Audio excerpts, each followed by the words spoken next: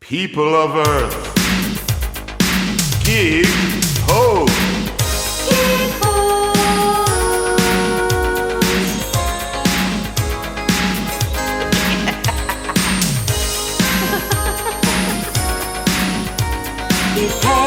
We play Gig Ho's.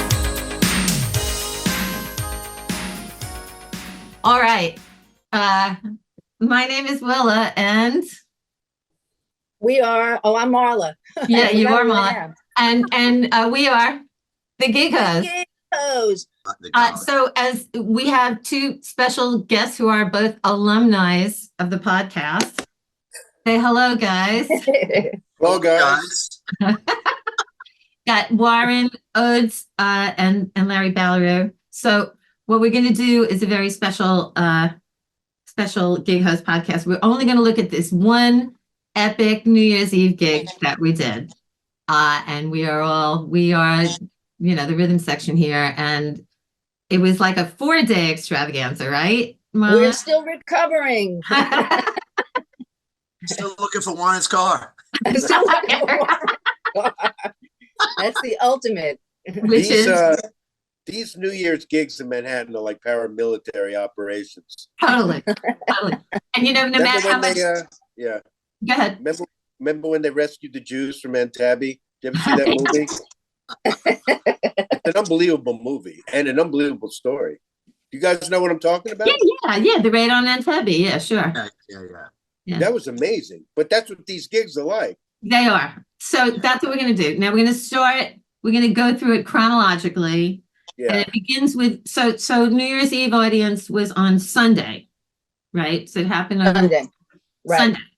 Sunday night was New Year's Eve. But Marla got, so this all happened at this very venerable old institution, a private club in Manhattan on Central Park South. Marla started with the gig there on Friday night, right, Marla? Right. I did at the dining room. I worked 6:30 to 9:30, but I got there at 4:00 because to drop the equipment off of my equipment and then to secure a parking spot. Because the good thing about it is, this is the only good thing, was that I could start parking from Friday night and I was good until Tuesday at 7 a.m. All right. And the regs changed at like 6:00? Yeah, it's a certain street. You can start parking at 6:00 and then you're good for the weekend. But all right, because of New Year's, I'm good on Monday too. So you parked on 56th and 10th, right? Don't give it away. All right, so that happened Friday. And then me and Warren and Marla had agreed we were going to go on Saturday night and drop our gear off. Well, Marla already had her gear dropped off. But I drove in with Willa. Just to because you're so good and professional. Traffic. Yeah, right. Just to, help. Okay, so me and Marla drive in at 10:30 on Saturday night. And Warren, what'd you do? Well, I'll take some responsibility for this. Some of it, I think some of it was law of attraction. I was so spooked by the whole getting the stuff into the gig because I'm old and we know what it's like to do these gigs when they shut everything down. Right. And there's a cop, with his gun hanging out and goes, "I don't care, buddy, you ain't going down that street." Yeah, we should say for the audience in Iowa or wherever, on New Year's Eve, we're doing all this way because on New Year's Eve, the city closes down in that grid between 59th and 42nd and 8th Avenue and 6th Avenue. And we also know what it's like when it turns into a log jam and it takes 40 minutes to go around the block. So, it's not like just neurosis. There is some neurosis involved, but it is reality if you've ever done this for a living. Mm-hmm. And I think we have. I was already spooked about the car and the equipment. This was going on for days. We had a lot of discussions over weeks about this, right? So I was already planning in my mind craziness. So, but the good thing about it is I had been through it before, so you were the so this is back to Saturday night at 10:30. You came down to meet us with our gear, and you decided to park your car that night, right? As a good friend of mine says, it was a perfect phone call. So and you know what I'm saying. Those who know, and those who don't know, and everyone knows. So Saturday, I go to see my friend's concert, a beautiful night. I have the drums in the car. I drive down. There's no traffic. No traffic. We had no traffic either. Lovely evening. Lovely evening. I pull onto 58th Street, just west of 7th. There's all kinds of parking spots. And Legal spots. I spoke to you, Marla, and I'm studying the signs as if it's a Torah study group. What's the meaning of this sign? You dig? I'm looking at the signs, looking for hidden meanings. Yeah. Like, what's the thing in the Torah? Why is this night different? Let's Passover. Kabbalah. No, the Kabbalah. That's the mystic part. Yeah. Right. I'm like studying the signs to see, is there some hidden meaning in here that I'm looking like, yes, Sunday, it's Sunday, Monday, Saturday. What days? There's no indication that this isn't a good idea. Okay. Mm-hmm. Sign says, Warren, come and stay with me for a couple of days. And I say, thank you. I will stay with you for a couple of days. Right. So I park the car. I roll the drums over to this as yet unnamed place. Mm-hmm. Right. And we get our gear in. The loading dock is open. The gate is open. Well, it was open because I opened it. You have to call security. Oh, you did. Come down. Right. Yes, Right. that's why I was there. It's all paramilitary. Nothing. Yeah. It's not like the middle of Des Moines where you go in to play at the. No, nothing like that. All right. So I want to cut to Ballereau now because he's the calm in the storm. Now, Larry, Ooh. you live on Long Island. What? That's interesting. Well, you live on Long Island, but you have a pied-à-terre in Manhattan for just this kind of gigs, right? Right. So I'm on 64th and 2nd. So my situation was that I was going to get in about 1:30, 2 o'clock, go by this venue, drop my stuff, right. go park on the east side by your house, by my place, and then take an Uber to the venue. Yeah. And that's a very wise move, right? Keeps you out of to stay away from the craziness of that area. So that's what I did. And that actually was good because I had coming in really no traffic and I was able to just kind of get the loading dock. I called Marla and they opened up the dock. I got it in. I brought the equipment in, left. Everything was a groove. That's great. Okay. Now, so far. It's all downhill from there. Right. Yeah. Well, you got sucked up into a thing. We'll get to that. So Marla and you really did get sucked up into it. But so Marla and I agree we're going to leave Queens. We both live in Queens. We're going to leave Queens at 10:30 in the morning.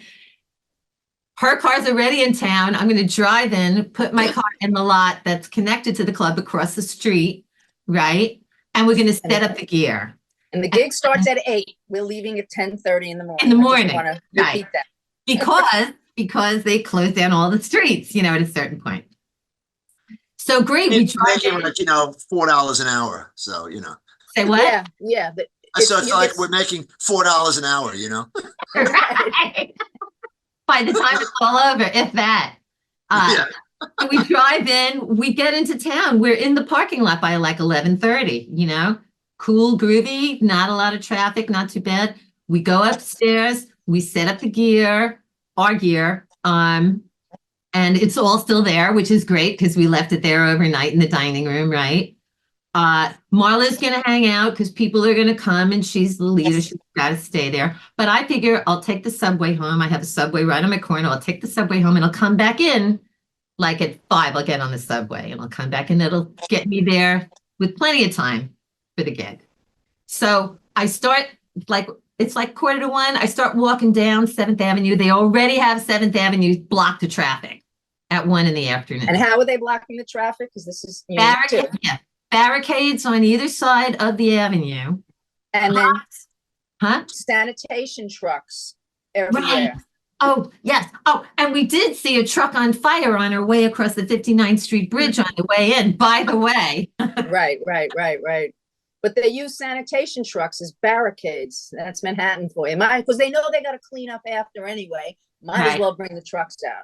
So. That's right. And like I said, if a terrorist wants to drive into something, it's harder to get through a garbage truck than some barricades, right? Because also what we had going on was the specter of the Gaza war and the Palestinians and the Israelis protesting. Right. Because they do that every day somewhere in the city. Right. So that was an issue. So I come down 7th Avenue to the E train on 53rd and 7th, and they're putting up barricades all over there too. And I say to the cops, if I come back around 6, can I just walk straight back up 7th? I got to work on 58th and, 7th. He goes, barring any wild circumstance, sure. I go, great. I go home. I eat. I get back on the subway. It's all fine. I get out of the subway. They go, oh, you can't come down 7th Avenue. You got to go over to 6th Avenue, go up 6th Avenue, and then come back down 58th. I say, fine. I serpentine my way to 55th and 6th, wherein I hit a massive bottleneck. Now, of people, human flesh. Yeah. Willa, what time was that? This was, I got out of the subway at 10 to 6. This is when you came back on Sunday? I came back. Okay. Right. Now, I had on this arm my purse, on this arm my gig bag, which is, pretty big. And I also had a little bag with sushi in it that I had procured for Marla because I wasn't sure if they were going to feed us or not, right? Stuck dead like just a massive human flesh, like she said. No, nothing is moving. The streets are back on the other side of 6th Avenue, no problem. People are walking back and forth and I'm starting to flip, right? And people around me are starting to flip and I'm thinking, oh, great. Something's going to happen now. Someone said, I got to pee. This guy next to me who's got like a giant Great Dane with him, he goes, where are all these people going? It's the other direction. I said, well, where are you going? He goes, 58th Street. I said, well, that's where I'm going. I think that's where we're all going, Beg the cop to let me go to the other side of the street. I have to work. No. Even a woman with her mother in a wheelchair, no, nobody gets out. And nothing's moving, right? So then a train of people like pushing their way heading south in our logjam says, well, it's blocked there now. They say you got to go to 54th to cross the street. 10 seconds later, I'm not shitting you, another group comes threading up from the south. They go, oh no, 54th Street is closed. They say you got to go to 57th to cross, right? You have to walk back to Queens to cross the street, basically. So like I stood there for like 15 minutes flipping out, and then finally they let people through. Now, I just got to interject. Last year, I had a similar experience where they said, no, you can't cross. I actually had to go down into the subway and walk underground to cross the street to come up. And like I was kicking myself because I could have gone to the Carnegie Hall. I could have made myself to the Carnegie Hall subway, but who knew? All right. Now, Ballereau, you went home after you dropped off your shit, right? Right. So you're cool. You're sitting in your apartment having a life. Yeah, we went back, my wife was with Laura, so we just we went back, we chilled out a little bit, then we went out to a nice little restaurant, had some dinner. Very nice. And I was like, wow, this is like a humanistic kind of situation, Right. Little did you know. I said, going to put my tuxedo on and then, and then making my way, back to the venue, So I said, oh, this is kind of smart. And of course I get into an Uber and the guy's like, where are you going? And I said, well, and he goes, oh, you can't get there. And I said, really? He said, no, everything is closed. I said, oh, okay. Well, maybe we should try. Well, I'll try, but I can't guarantee anything. It was smooth. Totally smooth. What street did you come down? I came down 59? 59th, yeah. 59, right. Yeah, they usually don't close 59th. Yeah, 59th. 59th open. Yeah, we just spun around at 7th and that was it, Right, okay. And everything was cool until, So now now let's go back to Warren. So Warren, have a bunch of 251s, then it got bad. Right, yeah. So Warren, at what point did your nightmare begin? Like what Warren, time? can you do this gig on New Year's? I think that's when the drama began. No. When? Okay. All right. So everything's great. I drop the drums off. I take the subway home. Right. And this is the night before. Saturday night. Right. And then Sunday, everything's beautiful. It's like late in the day. I take the subway down, get off at 59th Street. Wow, everything's going really great. I go to, eat. Check on your car, right? No, he go to eat something. I get a little snack at Whole Foods. Mm-hmm. And now I'm walking towards the gig, and wow, 58th Street. It's open. It's supposed to be sort of closed, but it's open. But I see blinking. Oh, yeah. I see the famous blinking everywhere. I go, wow, what's going on down there? And then I see tow trucks. And then I go, I'm running out of oxygen now. And I go to look for my car by Nordstrom, and it went away. Right. So I asked the local police person, what's up? My car's been towed. So she goes, well, it's not really towed. It's relocated. Yes. That's police term for previously owned. It's not you, previously owned, relocated. Okay. So, okay, well, where is it? Well, you have to call. So then I went to the gig. I called Marla. I said, it's gone. And Marla, entering, applying for sainthoodness, made the phone calls to find the car with patience. Right. And I guess that phone call must have gone, police got your car. Police got your car. Yeah. You know that one. Police car. Police holiday car. spirit, Yeah. Wow. I got to remember that next year. Police got your car. No, it's actually police stopped my car. Police stopped my car. Yeah, that's what I said. Police stopped my car. Made me walk a straight line and blow a balloon up. But anyway, very good, Larry. You're the only other person I know that knows that version. Anyhow. But the policeman that I spoke to in special operations, you had to know which button to press. Special operations. We got Wait. So you were on. I just want to kind of. I find you. I'm bringing you your sushi. I finally get there, and you're on the. Like I walk into this crisis, and I'm on the phone with the police. You're on the phone with 311. You're on the phone with 311. No. I asked for which two police stations. I don't know if it was 311, but I had two police stations it could have been in. And I called the first one, and it was the right one. No. You called 311, and they told you to call the police station. That's how it went. Oh, okay. I came in on 311 call, but I walked into this like hostage situation. You know what I mean? Like I thought I'd walk in and everyone would be hanging out, but it's like everyone's quiet and tense. And then Warren comes in, and I'm like, Warren, have some sushi, Of course, I was eating while the hostage situation was going on because nothing stopped me from eating. And now I gotta say, Marla, you really were so amazing because she's so tenacious, right? You just like hung in there. Because that's what it always takes. Even my husband says, I'm on customer service. It's a good thing. I don't know how you do that. I'm on with Verizon. It's like 2 hours, Yeah, 3 days. You just have to keep going. But when I you're military grade gigo. When I spoke to the police officer, he was so nice because you didn't hear that part of it. Oh yes, it's on West 50th. Oh, you had it on the speaker. I heard they were incredibly nice. And they gave me an exact address. They said the 600. They said the 600 block of 58. West 58th, 600 West 58th Street. So me and Warren jumping to later. Drive up and down the street. Oh, no, we're not. We'll get there. Okay. We'll get there. All right. So at that moment, we felt like, okay, his car is between 11th and the West Side Highway on 58. And he calmed down, right? And we figured we'll get it after the gig. Okay, now what's funny about this whole podcast is, the gig was a gig, right? And we had fun. Yeah, I really enjoyed playing, particularly with you, like being the rhythm section with you two guys. Like we burned it up, and some other people. What I like about the gig is we got overtime before we even started.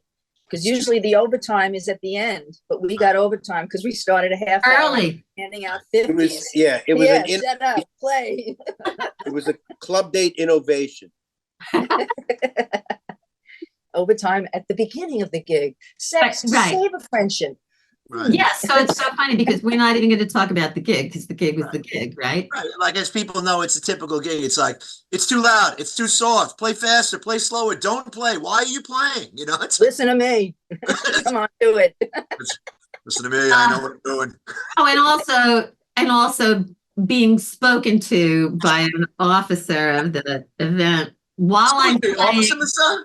while I'm playing and singing, he's chatting with me, it's like I love Yeah, it. me too. Yeah. Give the Anyway. band, tell two of them to go take a break. Yeah. Now Larry, innocently enough, accepted Marla's offer to drive him home at the end of the gig. Yeah. Little did Larry know what that was going to entail for him. I'm sorry, Larry. Marla was funny. Sorry. Marla was funny because she's like, I said, if I could grab a ride, this way, I don't have to get an Uber or like, my wife doesn't have to come out late at night. And she said, well, you just got to hang out with the equipment. I said, yeah, that's fine. Yeah, I don't mind. I said, Sorry. walk it down to the loading dock, whatever. That became a situation, but things always change as we move forward, And I gotta say, you were such a good-natured prince through all of it because you could have been home 2 hours before you were home in the Yeah, what are you gonna do? What are you gonna do? Yeah. Well, okay. So the gig ends.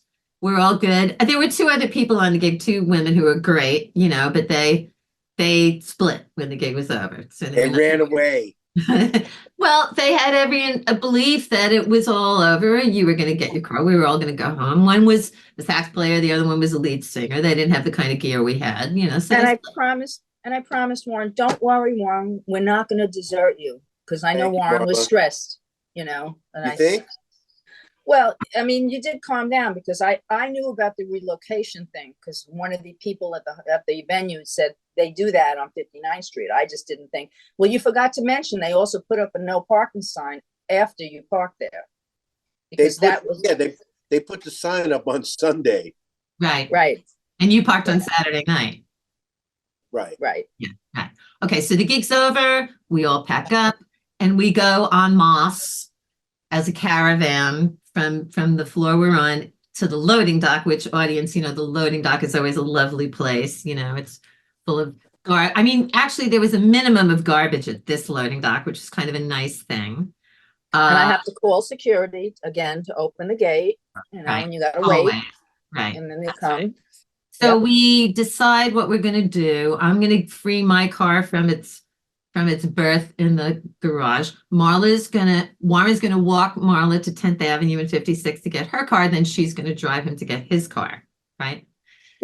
So I had a little drama with the parking lot because it's got two entrances, one on 58th and one on 59th. I went to the one on 58th. The gates are down. Marla says, oh, just ring the thing. The guy will come. The guy didn't come. And I'm flipping out. I'm like, what? Is the garage closed now? Is my car in hock? Right. But I went around the other side. I got my car. I come there. Larry's standing very patiently. Now, the whole time, Larry, that you were at the loading dock, is the security guy like nudging you to get out? Yeah, so I thought we were cool at the loading dock because I was waiting with all the equipment, and there was another band that had played in the venue, so they had a sound company. So this loading, as I'm waiting there, this big white van pulls into the loading dock. Right. And these two guys get out, and then they're saying to the guy. So now the guy, the security guy is like, "What are you guys doing?" He's like, "Well, we have to unload. We have to load this truck now with all the equipment. They got to." So, well, how long is that going to take? And they're like, "Well, we have to make a bunch of trips." Right. In the meanwhile, they leave, right? I guess to get the equipment, and the guy in the loading dock says, "You got to move this stuff out of the dock. I'm closing the dock." And I said, "Argue." These guys, he goes, "No, I'm not." And I said, well, I'm going to close he goes, you got to get out. You got to bring all this stuff out and wait up the street. And so he told us to go out. And so I take all the stuff. That's when no, wait, because I'll bring myself back into that. Because it took me a while to bring my car back. I bring my car back. You're still on the loading dock with the stuff, but I see that he's nudging on you. Yeah. Right. I get my stuff out. I pack up. Marla and Warren are still not back. And in my brain, I'm going, well, I could leave. And in fact, I said goodbye to you. Right. But then I thought, they're not back yet. Larry, by all rights, should be home in bed already. But he's been sitting here waiting with our gear. And that's And then let me add that, like, you called me to tell me they just kicked us out of the loading dock. So me and Warren were going to start searching other streets, but you were so freaked out that I said we have to just go back. well, let's stop for a minute because we got ahead of ourselves a little bit. So I decided not to leave, and that's when the guy said, I was already packed up, but the guy said, you got to get your shit out of the loading dock. So we did. He closed the gate behind us. Then we called you, and you said, because Larry, you said to me, Larry, I wonder if they can't find Warren's car. Yeah. Bingo. Yeah. So now let's cut to you guys. So what happened when you get to the street and the car's not there? Well, I could tell you, or Warren, you could say, we went up and down, like one long way up and one long way down. I said, Warren, is that it? He goes, maybe I missed it. Can we go up and down again? I said, I don't think, you missed it. Marla, come back. We didn't mean it. Man down, man down. Okay. Well, I also had, which comes in later in the story, the blinky thing. Well, wait, You know, when you're at the mall, yeah. you can't find your car, so you Let's wait on that. Let's wait on that because that's No, but that's part of me and Marla up down. Oh, the you were street. doing the blinky thing then. Oh, the remote. Right. We're trying to find it.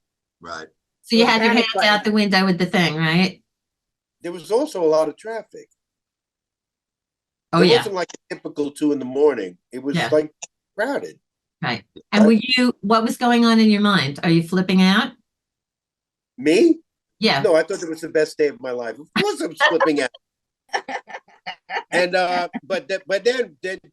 then we tried to call the police, and whatever number Marla had, no answer.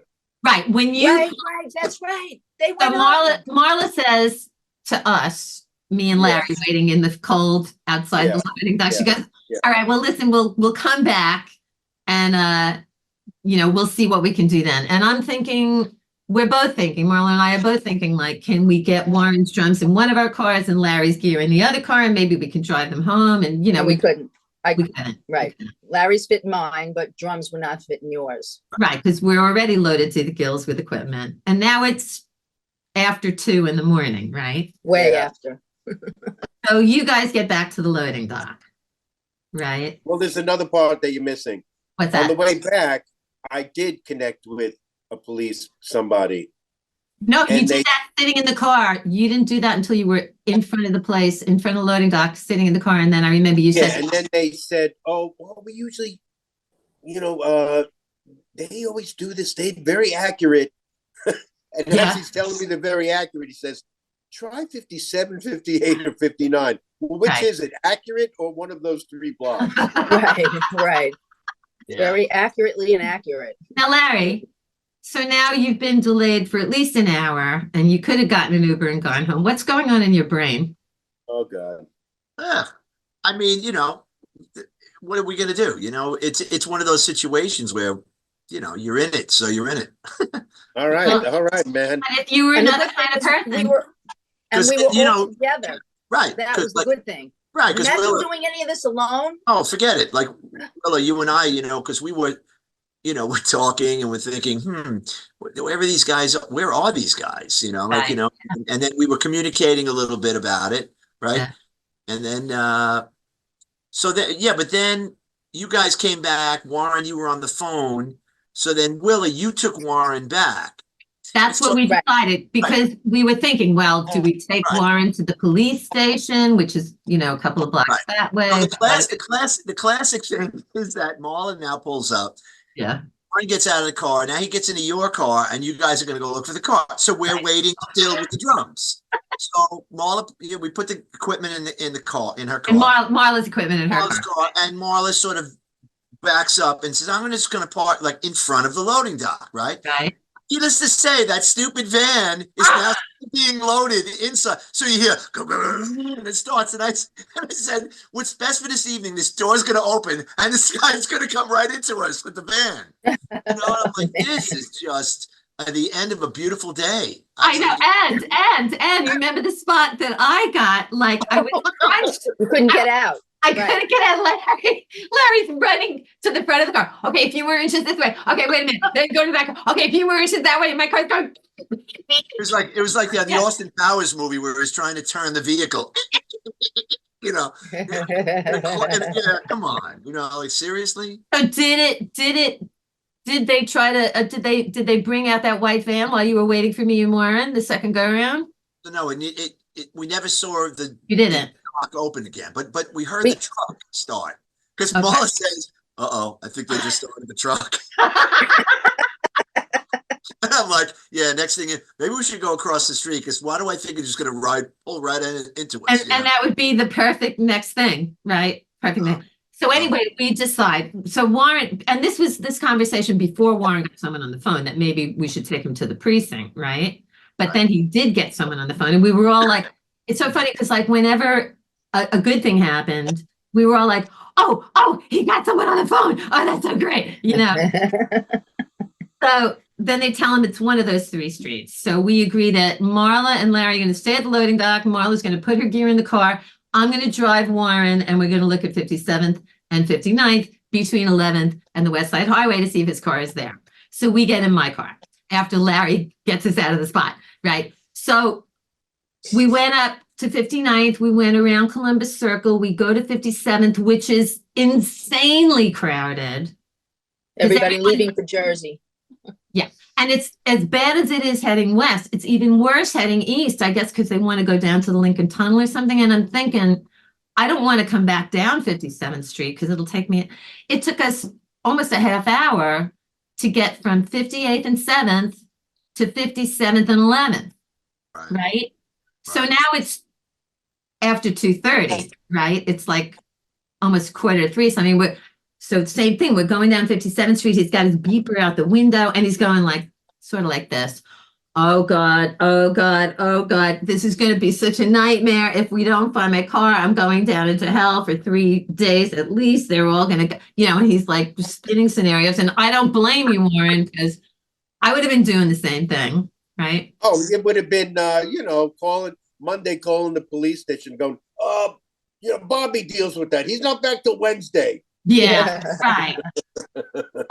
So now Warren and I are in the car. We get to 57th Street. Warren, you still there? Talk to me. Hello? Yeah, okay.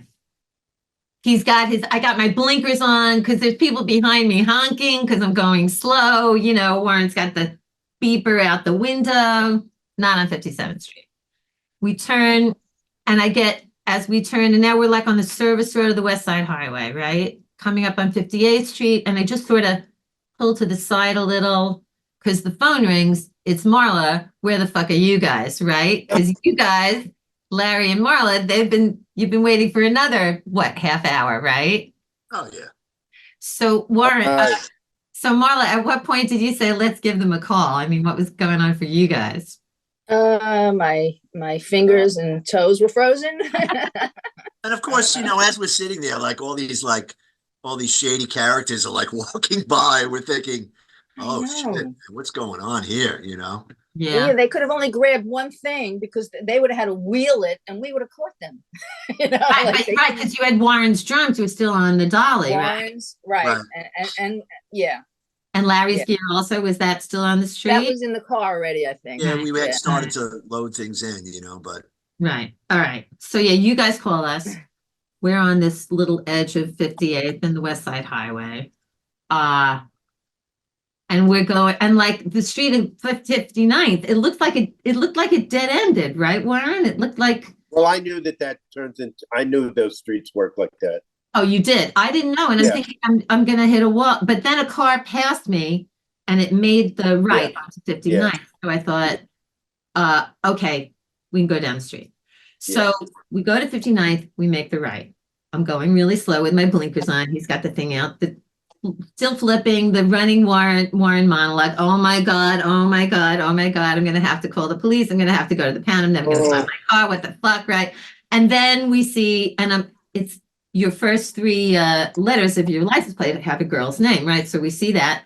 and all of a sudden No, something. no, I saw the little blinking for hiding. Right, I did too. Car. And he goes, Yeah. wait a minute, is that it? Is that it? Right? And we like, he goes, that's my car, right? And then we had this moment like, what was it like? It was like the sun coming out after a Euphoric. Euphoric. It was euphoric. It was euphoric. It was like, I can't believe this is unbelievably great. It was After like all that that moment happened- of our life. Yeah. We hugged each other, you know. Oh my God, we found it. Well, because if we didn't find it, it's New York City against me for it could be 10 minutes or 10 days. I mean, Right. Yeah, I don't we know. just go on and on. It was And just my car was crying. It's like, why did you do this to me? Why'd you leave me alone on New Year's Eve? so we hugged, we almost cried. We were like just so happy and excited. And to your credit, Warren, the very first thing you said is, I'm just grateful. I'm just grateful. I'm just grateful. And then you said, wait, don't leave. Let me make sure they didn't ruin my car, and it was, And it was fine. Yeah. it was undamaged. No, it was undamaged. great. It was great. It was better than before. Superman lifted it up. Right. They washed and Simonized it, right? Yeah. They did, yeah. In your dreams. I think Yeah. you were Simonized, Warren. Oh God. So did I call you at that? Did we call you at that point and tell you we found the car? Yeah, because like we think were so, all yeah. just so elated, and, Right. Yeah, And Marla. just- Marla, you said they found the car. like. Like we found And the I knew golden fleece. I knew it was going to be on one of the other streets, but we had to get back to you guys because you were freaking out with all the gear. So Yeah. that took an extra hour because we Right. had to come back and then go back again. But whatever. But I don't think you knew when you were on 58th. You didn't know yet that it might be on 57th or 59th. No, I didn't know for sure, but I was going to say to Warren, I think Let's I did. Let's just go, and that's when you Right. called. They just kicked us Yeah. out of the loading Yeah, dock. yeah. We have to go back and save them. Right. So now it's like almost 3:00 in the morning, right? Oh, Yeah. We ended at 1. Warren, I left ahead of Warren, but by the time I got to 58th and by the time I drove down 58th, you were at the loading dock already and you were loading your gear into your car. And I almost rolled the window down and said, get a horse to you guys as I was driving by, but there were people behind me and, but I remember also that we were talking in the car as I was driving back. And I think the feeling I had, and I think the feeling all of us had is like, nobody bailed. Everyone was in it for the duration. I just felt so good about the 4 of us as a team because, Right, of course. nobody got shitty. Nobody whined. I mean, Yeah. Warren whined a lot, but he had a reason. But you know what, though, when you think about it, like I think you said it before, Marla, these situations a lot of times happen to you by yourself.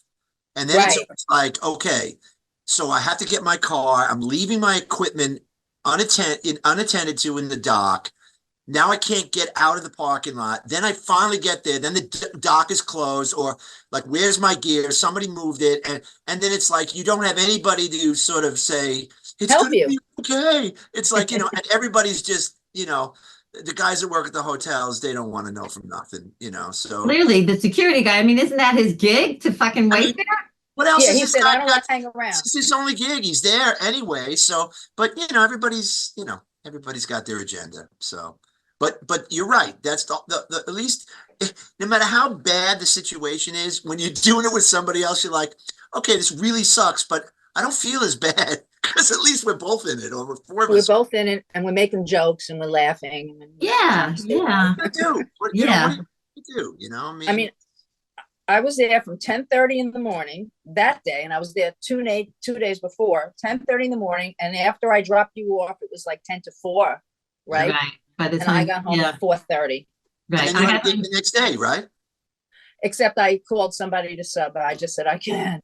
Yeah. It was just I was gonna crazy. say, yeah. And Yeah, Warren, I was what time did you get home?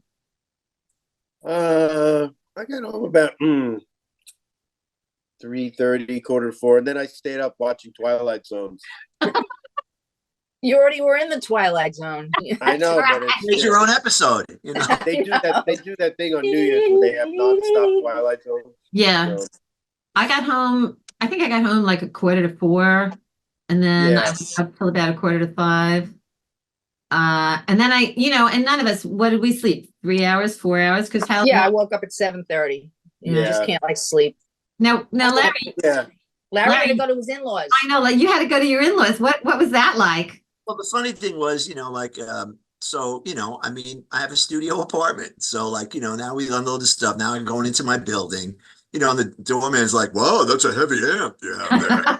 It's like, Oh, please. so then I put it in, and now, Laura's sleeping and I'm like opening the door and she's like, what are you doing? I'm like, She woke up? yeah, I'm banging everything, trying to get it through the door. It's like a, 450 square foot, like little studio. So Right. Mm-hmm. and I'm trying to I'm trying to go to bed and I'm like wired, and I'm like laying there with my, I'm like, was the I thing. can't You put, will- I don't want to put the TV. Right. You should have on come everything. over and watched the Twilight Zone. Yeah, I'm thinking I can't put TV on. So that, and now I'm just, and she's just kind of like, just leave me alone, and I'm Yeah. just like staring at the wall. And then, then we had to leave at like 12 o'clock, so. Yeah. Well, I hope Laura watches this episode, so at least Yeah. she'll know what you went Yeah, through. I explained it to her, Yeah. she's like, Mhm. of course, Yeah, I like an idiot. nobody gets it except people that actually have to do it. I We mean, get I'm pretty good Nobody like gets it. everybody at this stage of pre-disastering, but I didn't see this coming, man. I just didn't see it coming. I couldn't see the end of this at Right. the beginning. Yeah. Well, if you don't mind me mentioning, Warren, you Yeah. didn't see it coming when we did the trio gig 6 months ago, remember? And the president was in town. oh, That God. was I couldn't see that coming either. Right. Right. It was a half an hour trip and I left like 2 hours. Right. Get And you to think this that's gig. enough. Yeah, I know. So now like Yeah, everybody, Warren was there's there a the day baby. before. I know. I mean, and it's really scary because we know that when Manhattan shuts down, you're done. Yeah. Done. Yeah. You're And when I done. was mean, when I was stuck in that crush of people, I could foresee being there for 2 hours and not I making even it. remember an interview with Billy Joel where why he moved out of Manhattan back to Long Island. He said, "I can't take the traffic, limo or no limo. I can't take it. It's like brutal." Yeah. So Warren, Warren, you were going to get out of park your car somewhere on the Upper West Side, right? You were going to like I'm gonna take a bicycle. to the subway.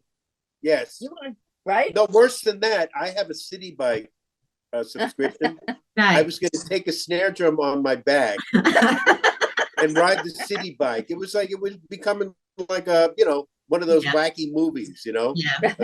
a Tom Hanks kind of movie. Like Yeah. the Marx Right. Brothers. Right. So, but I just want to say, I in that moment after we found your car, we were on the phone rehashing. I just felt so proud of the four of us that we were so good to each other and just like never considered. I did, Larry, when I got my stuff packed and I thought I could go now, and I even hugged you goodbye, but then I thought that would be so shitty of me to do that, leave you alone there. So I didn't, which I'm Yeah. eternally Well, grateful that I didn't do that because I would have felt so shitty for the rest of my life about it. So And then we just laughed about it really, just Well- said, what are you going to do? I mean, but like, that's what I said before, I mean, as bad as situations are, if there's somebody else involved, it Right. just Yeah. makes it so much better. especially when Well, it's I someone you know for a really long time that you really love, Absolutely. Absolutely. And I love all of you. I do too. And as a matter of fact, I remember when we were on the phone at the end and Warren was, heading toward you. You, Larry, said, yeah, and this will be the Gig Host New Year's Eve episode. Yeah, that's right. That's right. And so here it Yeah. is. I Here watched we go. the, Creating another episode. All right, so I think we're good. I thank you guys for joining us on this very special episode. Yeah. very good, Willow. And I hope the next one that we're all on is nothing like this one. It'll have its challenges because we do have something coming up, but it'll be different.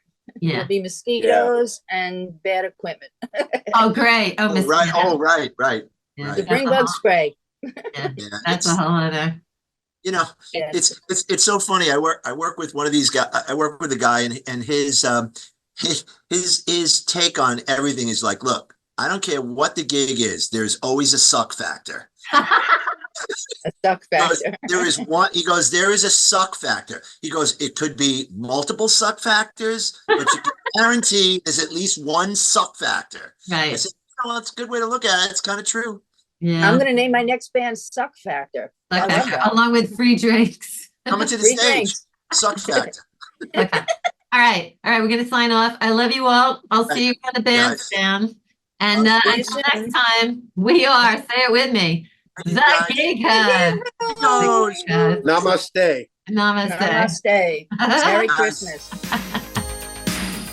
The Gig Host podcast was produced and recorded by Marla Joe and Willa Basson, also known as The Gig Host. Thanks to Jeremy Goldberg for opening voiceover.